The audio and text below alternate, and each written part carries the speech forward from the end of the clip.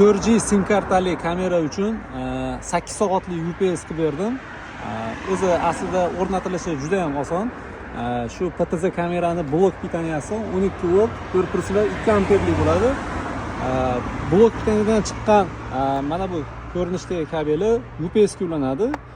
UPS dan chiqqan mana bu kabel kameraning kabeliga ulanadi.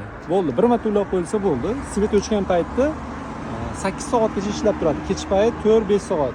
Chunki spishkani yongan hisobiga потребление ancha ko'proq bo'ladi.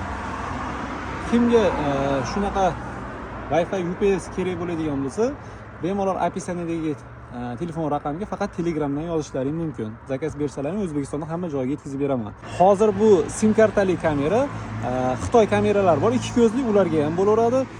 Ezvis, Hikvision brendidagi PTZ kameralarga ham bo'laveradi UPS. Narxlari keladigan bo'lsa, hozir bu 250 mingligi, 200 mingligi bor, 150 mingligi bor, 300 mingligi bor.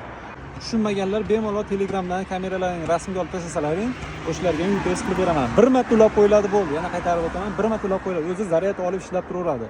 Svet yongan paytda bundan sarflangan tok blok pitaniyaning hisobiga zaryad oladi, kameraga o'tib ketaveradi tok. Zaryad to'lgandan keyin ichida modul bor, uzib qo'yadi akkumulyatorlarni. Svet o'chishiga sразу ulab yuboradi. Uzilish bo'lmaydi kamerada, har doim zapsda turadi. Bu UPS kabelli kameralarga bo'lmaydi. Ya'ni video registratorga ulangan kabelli kameralarga bo'lmaydi. Faqat PTZ 2 ko'zli, 1 ko'zli, 3 ko'zli, sim kartali, Wi-Fi'li, Ezvis, Hikvision'da PTZ kameralariga 12 volt, 1-2 amperliklarga xudo xolasa yasab jo'natib beraman. 3 amperliga ham iloji bor. 15 voltli ishlaydigan kameralarga ham iloji bor. 9 voltda ishlaydigan kameralarga ham iloji bor. 5 voltli mini kameralarga ham iloji bor.